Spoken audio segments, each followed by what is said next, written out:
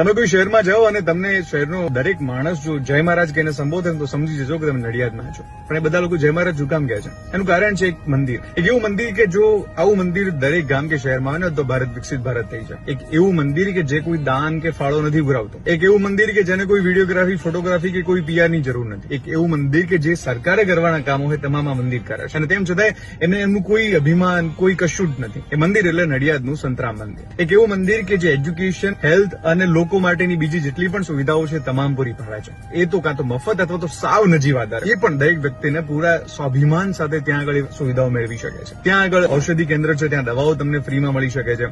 કોઈ વ્યક્તિ જો ભૂખ્યું છે તો ત્યાં ભોજનાલય છે. એના સિવાય જે મેડિકલની તમામ સુવિધાઓ છે. આજ ગુજરાતના લગભગ ઘણા બધા વિસ્તારોમાંથી લોકો પોતાની આંખોના ઓપરેશન કરવા માટે નડિયાદ આવે છે, કારણ કે ત્યાં આગળ સાવ નજીવા દરે આ તમામ સુવિધાઓ મળે છે.